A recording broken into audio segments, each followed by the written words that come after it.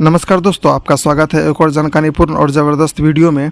आज हम बात करेंगे उस बड़ी कार्रवाई की जिससे पाकिस्तान के क्रिकेटर्स, एक्टर्स, सिंगर्स और सोशल मीडिया इन्फ्लुएंसर्स में खलबली मच गई है। भारत सरकार ने अब एक ऐसा कदम उठा लिया है जिससे पाकिस्तानी सितारों की कमाई, फॉलोवर्स और पॉपुलैरिटी दोनों पर बड़ा असर पड़ा है। चलिए सबसे पहले जान लेते हैं कि आखिर भारत को ये बड़ा फैसला क्यों लेना पड़ा। जैसा कि हम लोग जानते हैं कि 22 अप्रैल को कश्मीर के पहलगाम में एक भीषण आतंकवादी हमला हुआ जिसमें 26 हिंदू तीर्थयात्री की जान चली गई और सोशल मीडिया पर पाकिस्तान से इंडिया के खिलाफ एक प्लान्ड प्रोपेगेंडा भी देखने को मिला। भारत ने इस हमले के बाद न सिर्फ राजनयिक स्तर पर शक्ति दिखाई बल्कि डिजिटल फ्रंट पर भी पाकिस्तान को मुंहतोड़ जवाब दिया है। हालांकि देखिए, इंडियन गवर्नमेंट ने जो ये बोल्ड एक्शन लिया है ये गवर्नमेंट को बहुत पहले कर देना चाहिए था, क्योंकि हम खुद ही कहीं न कहीं पाकिस्तानी गवर्नमेंट को इंडिया के अगेंस्ट आतंकवादी हमले, प्लान्ड प्रोपेगेंडा और वगैरह वगैरह करने के लिए इनडायरेक्टली तरीके से फंडिंग कर रहे थे। देखिए, पाकिस्तान में इंटरनेट के उतने यूजर्स हैं नहीं। लगभग 26% वहाँ की आबादी ऐसी है जिसके पास की इंटरनेट के एक्सेस हैं और 25 करोड़ इनकी आबादी है। यानी कि देखें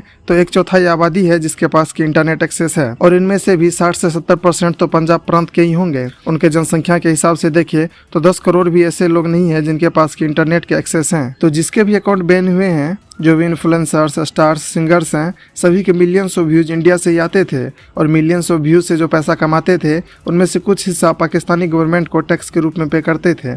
तो कहीं ना कहीं हम पाकिस्तानी गवर्नमेंट को इनडायरेक्टली सपोर्ट कर रहे थे। देखिए, पाकिस्तानी इन्फ्लुएंसर्स को इससे बहुत बड़ा झटका लगा है। उनके फॉलोवर्स घट गए हैं, रीच डाउन हो गए हैं और जो व्यूज़ पहले इंडियन ऑडियंस से आते थे वह तो बंद हो ही गए। देखिए, इससे फ़ायदा भी है। जो यह इंडिया के खिलाफ मिस इन्फॉर्मेशन, फेक न्यूज़ और जो हेट प्रोपेगेंडाज फैलाते थे वह भी बंद हुआ है। भारत सरकार ने जिन अकाउंट्स पर कार्रवाई की है उनमें शामिल हैं पाकिस्तानी क्रिकेटर शाहिद अफरीदी और शोएब अख्तर के एक्स अकाउंट, कुछ पाकिस्तानी एक्टर्स, यूट्यूबर्स और इंस्टाग्राम स्टार्स जैसे जुबेदा खान, अरूसा शाह और वकार जका के अकाउंट्स भारत में एक्सेस नहीं किए जा सकते हैं। कुल मिलाकर 16 बड़े यूट्यूब चैनल्स हैं, 9 ट्विटर हैंडल्स और करीब 22 इंस्टाग्राम प्रोफाइल्स पर एक्शन लिया गया है। ये वो अकाउंट्स थे जो भारत के खिलाफ झूठी खबरें फैला रहे थे या भारतीय दर्शकों से पैसे कमा रहे थे, जबकि भारत के विरुद्ध जहर उगल रहे थे। हालांकि देखिए, अफरीदी ने रिसेंटली एक बहुत ही घटिया बयान दिया है जिसमें कि वह कह रहे हैं कि इंडिया खुद ही अटैक करवाता है और ब्लेम पाकिस्तान को करता है। अफरीदी की इस बयानबाजी पर भारतीय क्रिकेटरों ने उन्हें करारा जवाब दिया है।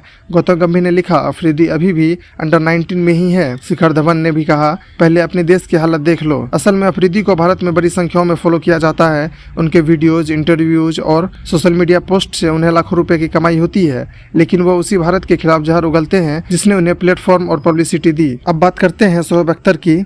अख्तर भारत में सबसे ज़्यादा देखे जाने वाले पाकिस्तानी यूट्यूबर हैं। उन्होंने खुद माना है कि पाकिस्तानी क्रिकेट बोर्ड को मिलने वाले फंड का बड़ा हिस्सा भारत से आता है। उन्होंने एक इंटरव्यू में कहा था, हमारे खिलाड़ी और उनके परिवार भारत के पैसों से पलते हैं, लेकिन जैसे ही भारत पर कोई हमला होता है वही शोएब अख्तर भी भारत पर सवाल उठाते हैं या फिर चुप्पी साध लेते हैं। वीरेंद्र सहवाग ने जब एक बार उन्हें भारत की तारीफ करने पर तंज कसा तो शोएब अख्तर ने जवाब दिया, मेरे पास तुम्हारे बालों से ज्यादा पैसे हैं। क्या यही है कृतज्ञता? भारत से पैसे भी कमाओ और भारत को ताने भी मारो। भारत पाकिस्तान के बीच अब सिर्फ सीमाओं पर नहीं, डिजिटल दुनिया में भी जंग छिड़ चुकी है। जहाँ पाकिस्तान के यूट्यूब चैनल्स और ट्विटर हैंडल्स भारत के खिलाफ अफवाहें और नफरत फैलाते हैं, वही भारत अब कड़े डिजिटल स्ट्राइक से जवाब दे रहा है। Ministry of information and broadcasting department ने इस बार 2 टूक कह दिया है, भारत की अखंडता के खिलाफ कोई भी डिजिटल हमला अब बर्दाश्त नहीं किया जाएगा। इस बार भारत ने जो डिजिटल कदम उठाया है वो केवल एक जवाब नहीं बल्कि एक संदेश भी है। अगर कोई हमारे देश, हमारी सेना या हमारे नागरिकों पर हमला करेगा, चाहे वो असल में हो या डिजिटल दुनिया में, तो उसका अंजाम भी उतना ही सख्त होगा। शाहिद अफरीदी हो या शोएब अख्तर, अब भारत के दर्शक और सरकार दोनों समझ चुके हैं कि कौन सच में दोस्त है और कौन मौकापरस्त। तो दोस्तों, अगर आपको ये वीडियो पसंद आया हो तो लाइक करें, शेयर करें और चैनल को सब्सक्राइब करना ना भूलें ताकि इंडिया और पाकिस्तान से जुड़े एक भी अपडेट आप मिस ना कर सके। हमें कमेंट करके बताएं कि आपको क्या लगता है, क्या भारत ने सही फैसला लिया है। मिलते हैं आपसे अगले वीडियो में नए अपडेट के साथ। तब तक के लिए जय हिंद, जय भारत।